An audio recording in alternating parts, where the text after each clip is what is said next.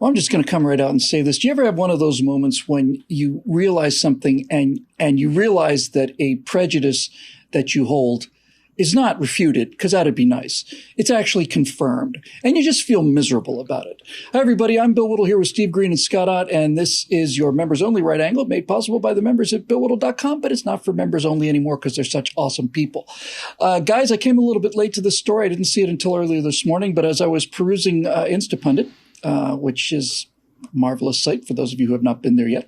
Go every day. I was perusing and I saw that there had been a shooting at Pensacola Naval Air Station, and that the shooter, person who shot and killed 3 people, did it because he was upset at his assigned tactical call sign, which was Pornstache, porn mustache.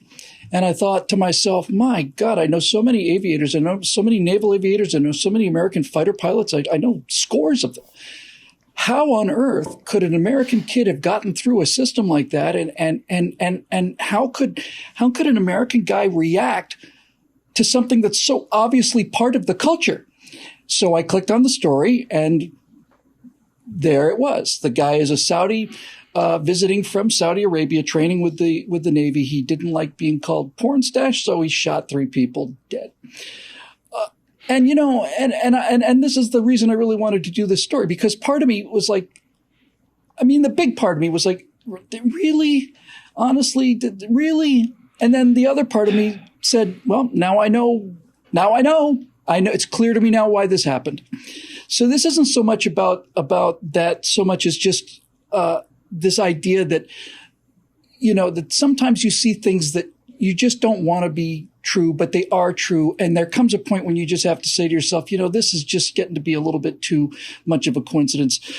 Steve, I've been extraordinarily honored to be one of very, very few civilians who's actually had a tactical call sign ceremony put on for him by actual fighter pilots, active duty fighter pilots. It's awesome. It was great. And you've had some background in military schools and so on, and you're able to talk about this, I suspect. It wasn't clear to me until I went through this, but when I went through it, I thought I was going to be exchanging banter. And the second that all of this peer pressure started, I realized, just shut up, keep your mouth shut, and for God's sakes, don't fall off the bicycle. You know, that's it. Yeah. And what I learned about this kind of general military sort of hazing thing is things like giving you a call sign like Pornstache, is that the more they try to keep you outside of the group, the more powerful it is for you personally when at the end of this procedure, you're allowed into the group. That was something that I had never been able to really understand in my core until that moment where, after 2.5 hours of me thinking that every single one of these guys thinks that I'm a complete poser civilian and I'm disgracing the entire idea of the U.S. military by being here, and I just want to go into a rock and just have a rock roll down the hill into someplace dark. After this is over, to get marked up on the T-shirt and have these guys say, "Hey, welcome, brother," and give you a big hug and tell you, no, you did better than most of our guys. You know, you really took it well. And you just want to, you go beyond wanting to like cry about it. It's just like, my God, you feel like you're born for the first time into this company. I'm sure this is mostly a male thing, but the idea that this guy, that culture, and the culture of Saudi Arabia are not compatible. In order for the idea of a tactical call sign ceremony to make sense, you have to be willing to understand that insult and so on is based on, number one, affection, and number two, on keeping you on the straight and narrow. When I found out that this guy was a Saudi, I realized, oh, well, okay, now I understand why this guy shot 3 people. Yeah, it's a very fragile pride mixed with a very hostile religion. And fragile pride, yes. And awful things happen. Let me share a story. I don't think in the 10, 11 years we've been working together I've ever shared this story, but it was one of the most moving moments of my life. As you guys know, I'm a graduate of Missouri Military Academy in Mexico, Missouri, teeming city of tens, as I like to describe Mexico. But my senior year, I had a chance to attend a thing. It's still going on called Presidential Classroom in Washington, D.C. And they do this thing, I think, all during the school year. And my turn to go was in February or whatever. And you spend a week in D.C. And I got to meet my senator, one of my senators, Kit Bond at the time, and my congressman. And I got to go to all these different conferences and things. I got lied to personally by the Iraqi ambassador, and this was 1987 when the Iran-Iraq war was still going on. I thought that was very cool. And I did not want to be at Missouri Military Academy. I just happened to needed to be at Missouri Military Academy. And when we're on travel for anything school-related, you're required to wear your dress uniform, which I changed out of as soon as I got to the hotel room that I was sharing, with 3 other kids, and put on civilian clothes. And I stayed in civilian clothes the whole time we were there. And I regretted it. I was chosen probably because I attended military school and knew how to do this without too much prompting. But give me a moment. I got to take part in the laying of the wreath ceremony at the Tomb of the Unknowns.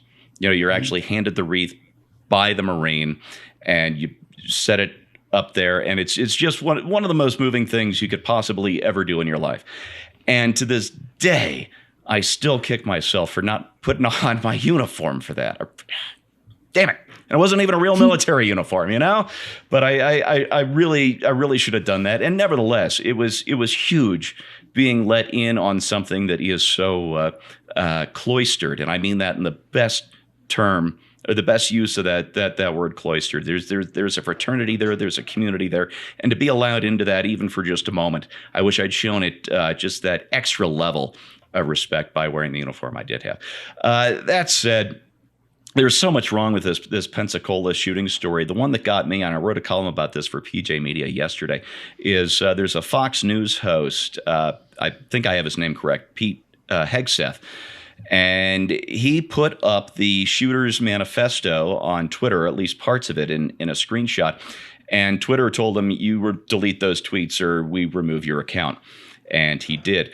But the thing is, this is not the same as one of these school shooters or awful things. These school shooters, I don't mention their names. I don't publish their manifestos because these are crazy people driven by crazy things and publicity. Right. And that's why they do what they do. And all the experts say, you shouldn't mention their names. You shouldn't publish their manifestos because that just encourages more. That's right. You don't do it. I don't do it. I don't think Scott does it. It's good policy. But for these terrorists, they are motivated by a particular ideology. They are at war with the United States. And just like publicizing Nazi war atrocities and Mein Kampf and all the rest, you need to publicize what it is these people do and what their motivation is. And we are shooting ourselves in the foot is probably an awful expression to use in this instance, but we are absolutely doing that when we choose to ignore and when we choose to deny the public knowledge of what motivates these terrorists. Scott, I'm actually kind of interested in the cultural differences here, with the idea that in this country, that kind of the idea that an insult could be in good nature, I think Steve really put his finger on what it is I'm trying to get to, and maybe you could help me with this. He talked about delicate pride, that sense of no one will speak against me and no one will ever, and just the fundamental insecurity that's based on,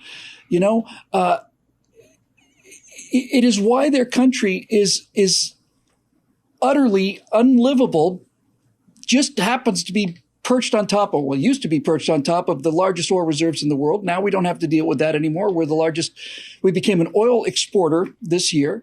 And so we can free ourselves from an association with these people who I don't find to be particularly good people because of this kind of bravado that masks this deep-seated insecurity and an immediate recourse to deadly violence. I was just actually having this conversation yesterday with a colleague at my other full-time job. I work at a retail store, and he was talking about a discussion that he'd had with 2 of his boys. One's almost a teenager, the other one is. And the younger one was essentially dressing down the older one because he had heard him engaged in some trash talk while playing a video game. And for those of you who don't do this, a lot of these video games that you can play across the internet simultaneously with other players, you can wear a headset and you can be talking to the other players while it's going on. And so he heard him engage in this trash talk, and doubtless because of training he's had at school where they tell you shouldn't bully other people, you shouldn't call people bad names, and so he was kind of rebuking his older brother for doing this. And my colleague was telling me that, he himself plays video games and finds himself doing this kind of thing. And he's like, I'm not a very good example. And and I said, it's interesting because I was raised by Jim McMaster, who was a staff sergeant in World War II. He's my grandfather. And in his unit, at any given time when he was telling stories about people in his unit, he would refer to them by their nicknames. And a lot of times, their nicknames were actually racial or ethnic slurs, or involved some sort of characterization of who they were based on where what their family heritage was. And they would continually diss each other and engage in trash talk in that era about, especially regarding their race.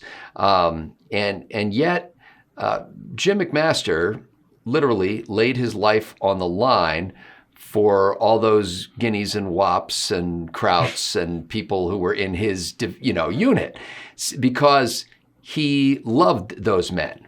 And there's something about the way guys interact in a playful manner with not just self-deprecating humor, but other deprecating humor that is actually an expression of affection that you can't embrace outside of our culture for some reason. Now, I don't know if our culture if we've got a little cultural hegemony going in other countries where they act like Americans, but apparently either this guy in particular, his family in particular, or his whole honor and shame culture that comes from his Muslim upbringing and where he's from, doesn't allow him to suffer the indignity of name calling. He can't take it. But what he didn't understand was that these guys weren't ridiculing him. These guys were bringing him into the family. And they probably didn't understand his reaction because they would have figured that he would be playing along and being annoyed was just part of the act. So now I'm not trying to do psychoanalysis from afar here. I mean, this guy obviously had other problems. But I do think it's difficult to come into such a tight-knit culture, not just as a military unit, but as a band of brothers, and be able to understand that when they are slinging insults at each other, they're actually expressing their devotion to one another and their willingness to stick together through thick and thin. The reason I and I'm sure it's true for Stephen Scott too, the reason I picked the stories we picked for Right Angle, for me anyway, is because oftentimes a small story can give you a much bigger insight into a much larger picture. And I think this is one of those cases. I think what this incident illuminates in a horrible way is the difference between a trust-based society and a hierarchical society, a shame and fear-based society. And the reason I think this is important to understand is because we as Americans and as Westerners just assume that the rest of the world works the same way that we do, more or less. Slightly different values or needs or so on, but the actual cooperation structure, the trust-based structure is there, and but it's not. It's not the way the rest of the world is, not all of it anyway. And this to me is such a clear example of this difference. I got started blogging because I was reading Stephen Den Best over at USS Clueless back in the day in 2002. And I remember the first thing that got me interested in thinking and writing about this stuff in 2002 was when Steve Den Best wrote a blog post about the difference between the United States Army and the Iraq Army, which had not started yet the war. But Steve Den Best said that if you were in the Iraqi army and you wanted to call in an airstrike, you would have to go up through the major. He'd talk to the colonel would talk to the general would consult with other generals. Then he would phone it into Saddam to make sure it was okay or not. By the time the message got down again, target's gone, but you had covered your butt, and that was the main thing. Steve Denbest said that a sergeant can pick up a radio in the United States Army, a private can too if it really came down to it, and call in multi-million-dollar aircraft to deliver an airstrike based on his personal assessment of the situation. And that's the difference between our two societies, and that's why that militarily, at least, we just completely ran them over.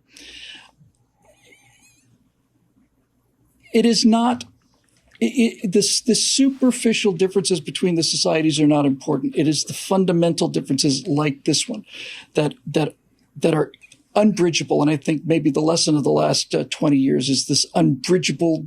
It's not so much that there are political objectives or things that it's just an unbridgeably different way of looking at all of life and how life works. And just as somebody who had his final two names, one of them was the one I ended up with, and the other one was gay porn. Those were the two call sign names that I was down to after they'd taken some completely unmentionable ones off the board. I should mention, by the way, that in this kind of proceeding, you're allowed to bribe the judges with large quantities of expensive alcohol, and I bribed the committee chairman in front of everybody to please remove Bambi, because I thought Bambi was just absolutely appalling. So I gave this guy a large bottle of 20-year-old scotch, and he removed Bambi from the board. And then immediately another guy got up and put his beer on his head and called for order. And he said, "I'm going to drink that name Bambi back onto the board." So he did. And then I realized that the more I fight Bambi, the more it's going to be Bambi. And this is the entire point of it on a small scale. A lot of people think that fighter pilots get to pick their own call signs, because I'll be Maverick and I can be Iceman and I'll be Hollywood and I'll be Sun. No, the entire purpose of your tactical call sign is to remind you of your feet of clay. It's to remind you that you are not what you think you are, that it is to knock you down, because all successful fighter pilots are tremendously aggressive and tremendously confident, and it is the exact opposite. I had a call sign that was in the running that was going to be Streak, and everybody said, "Yeah, Streak's good." And I said, No, Streak's way too cool. No way it's going to be Streak.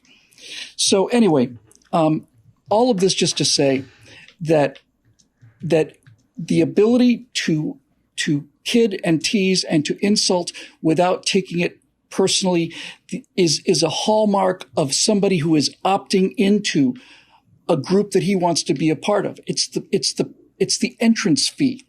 Is this form of hazing and humiliation? This is the entrance fee. And the higher that fee is, the more profoundly you feel it, which is why if you manage to graduate as a guy who was wearing a trident, you know what those BUDS teams go through and the amount of torture that they have to go through in order to become a U.S. Navy SEAL. I just don't know. I sometimes just don't realize how exceptional this country is and in how many ways it's exceptional. But I can tell you, as a guy who wanted more than anything in the world to not let down these people, that when I did finally get admitted into the club and ended up with Skid, I felt better than I think I ever had in my life, not because it was a pleasant experience, but because they'd made it so unpleasant that when the whole thing was finally revealed to be a rite of initiation, that when I finally realized I was inside this tiny little club, I felt like the king of all creation. And I pity people whose egos are so delicate that they're not able to withstand this kind of thing. And the whole thing's a bloody tragedy, and it just broke my heart to read about it, so I thought I'd just come and talk to you about it. But they're not like us. They're not, or we're not like them.